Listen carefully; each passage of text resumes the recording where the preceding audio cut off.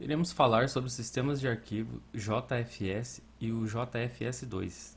Os integrantes do grupo são o Iago, o Márcio e o Alan. O Journaled File System, né, seria traduzido diretamente como um sistema de arquivos diário. Foi um sistema criado originalmente pela IBM, que possui alta performance de gerenciamento. Conhecido por sua robustez e eficiência, o JFS foi projetado para lidar com grandes volumes de dados e fornecer uma excelente escalabilidade e confiabilidade. Foi principalmente utilizado no sistema operacional da IBM, né, o AIX, e posteriormente veio a ser portado para outras plataformas como o Linux. Uma das principais características do JFS é o seu uso de journaling, né? Seu diário, seu jornal, que vai garantir a integridade do sistema de arquivos ao manter um registro de alterações antes que sejam efetivadas. Esse mecanismo de journaling melhora a consistência dos dados e acaba por minimizar o risco de corrupção do sistema de arquivos em caso de failover, né, de casos de falhas do sistema ou falta de energia. Então, ele meio que gerencia ele numa camada acima da do disco, antes de persistir nos discos. Segmentação de espaço em disco. Muitos sistemas de arquivos Unix, né, só alocam espaço em disco contíguo em unidades iguais em tamanho aos blocos lógicos ou usados na divisão lógica de arquivos e diretórios.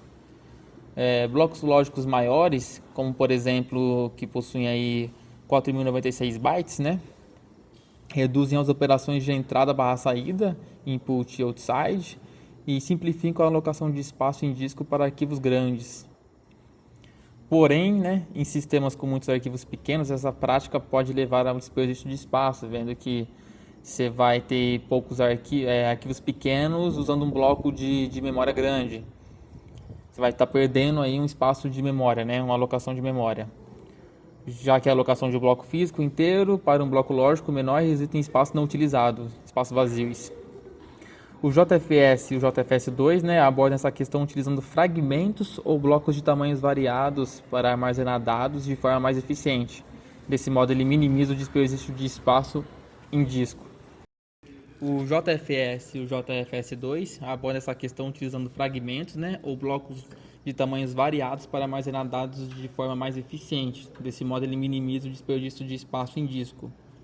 Não quer dizer que ele vai ter exatamente esse bloco, esse fragmento vai ter exatamente o tamanho do arquivo, mas o espaço alocado vazio vai ser menor do que se fossem blocos normais, de tamanhos normais.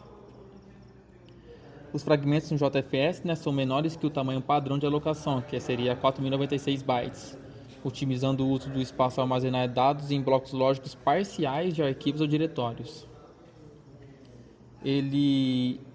Enquanto que o seu sucessor, né, o JFS2, ele vai suportar diferentes tamanhos de blocos: 512, 1024, 2048 e 4096 bytes, permitindo uma alocação mais precisa de espaço em disco. Blocos menores reduzem o desperdício, mas podem resultar em maior sobrecarga operacional, visto que você vai ter que acessar mais blocos para conseguir obter o arquivo que você deseja. Cada sistema de arquivos JFS2 é criado com um tamanho de bloco específico e apenas um tamanho de bloco pode ser usado dentro de um único sistema de arquivos. inodes, que seriam indexação de nós. É uma estrutura de dados de arquivo que armazena informações sobre qualquer arquivo Linux, exceto seu nome e os dados. No JFS, ele possibilita a configuração do número de inodes em um sistema de arquivos através do valor NBPI, que seriam os números de bytes por inode. Esse valor determina quantos inodes são criados por espaço alocado no disco. O JFS limita todos os sistemas a 16 milhões de inodes e oferece opções de NBPI variando conforme o tamanho do grupo de alocação. A escolha do tamanho do fragmento do NBPI é crucial na criação do sistema de arquivos e pode ser definida durante o processo de criação, considerando as necessidades de armazenamento de arquivos do sistema. Enquanto que o JFS2 ele aloca esses inodes de forma conforme for necessário. Se houver espaço no sistema de arquivos para inodes adicionais, eles serão alocados automaticamente. Portanto, o número de inodes disponíveis é limitado pelo tamanho do próprio sistema de arquivos. Arquivos esparsos. É um arquivo em sequência de blocos indexados. Esses blocos são mapeados do inode para o deslocamento lógico do arquivo que eles representam. Um arquivo que tem um ou mais índices que não são mapeados para um bloco de dados é referido como sendo alocado de forma esparsa ou um arquivo esparso. Um arquivo que tem um ou mais índices que não são mapeados para um bloco de dados é referido como sendo alocado de forma esparsa ou um arquivo esparso. Um arquivo esparso terá um tamanho associado a ele, mas não terá todos os blocos de dados alocados para atender aos requisitos de tamanho.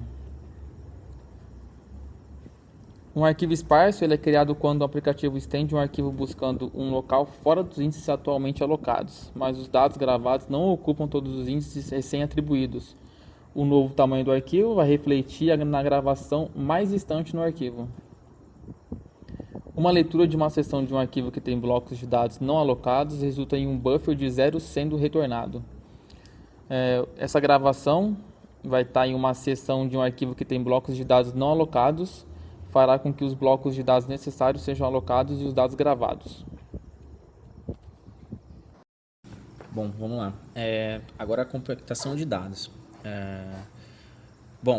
O JFS oferece suporte a sistemas de arquivo fragmentados e compactados, né? Assim você tem a economia de espaço, armazenando os blocos lógicos fragmentados de tamanhos menores, não só lá de 4.096 bytes, que é o maior tamanho.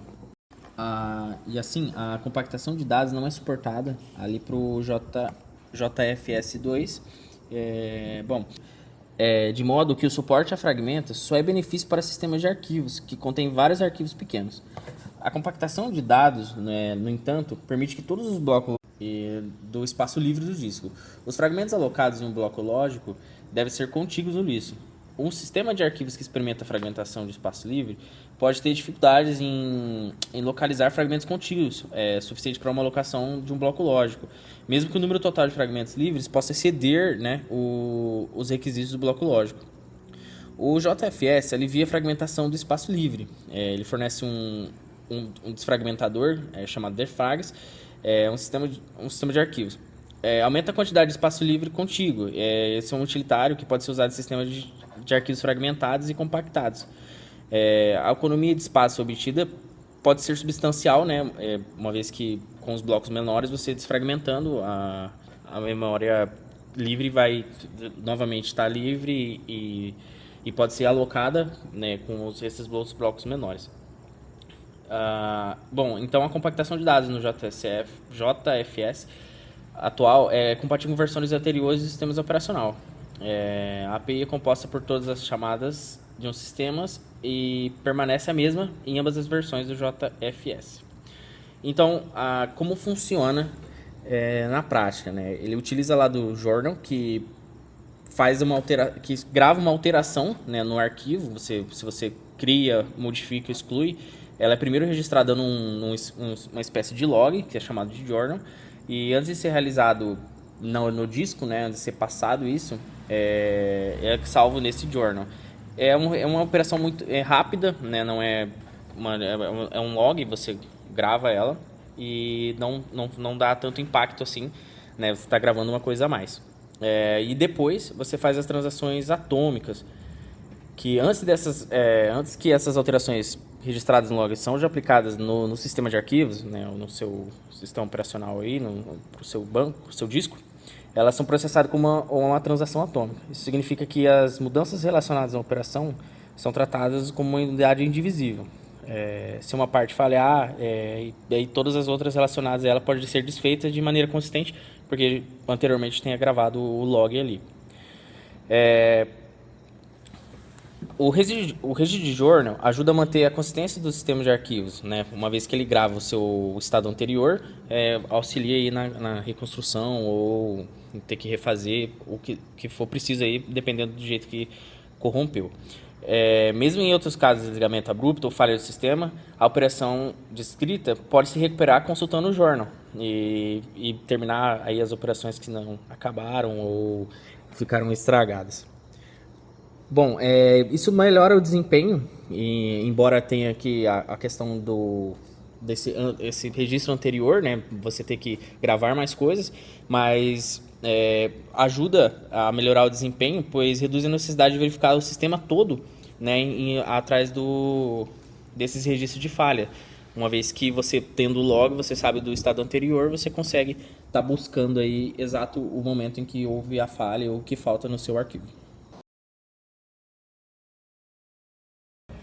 Compatibilidade e migração. Os sistemas de arquivos JFS são totalmente compatíveis com o AIX 5.1 e o AIX 5.2. As versões suportadas anteriores do sistema operacional são compatíveis com o JFS atual, embora o sistema de arquivo com um tamanho de fragmento não padrão.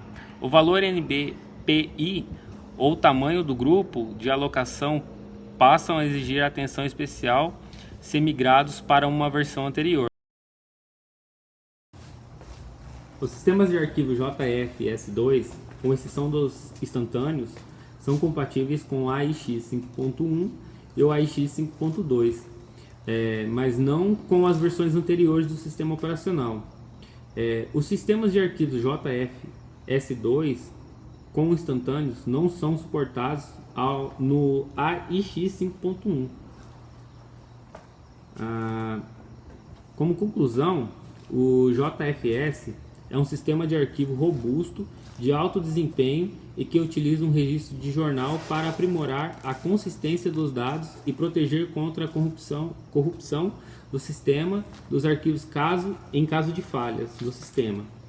Oferece como recurso suporte para tamanhos grandes de arquivos e volumes, alocações eficientes e armazenamentos excelente escalabilidade. Ele otimiza o acesso aos arquivos e a utilização do armazenamento, sendo amplamente utilizado em várias aplicações que demandam confiabilidade e alto rendimento. O JFS2 é uma evolução e melhoria em relação ao JFS original. Ele foi introduzido para aprimorar a capacidade do seu antecessor e é comum utilizado nos sistemas operacionais AIX da IBM.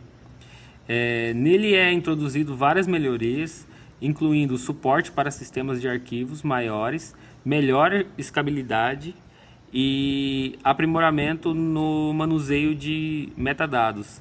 Ele oferece recurso mais avançado em comparação com o JFS e suporta vários tamanhos de blocos para a utilização mais eficiente do armazenamento.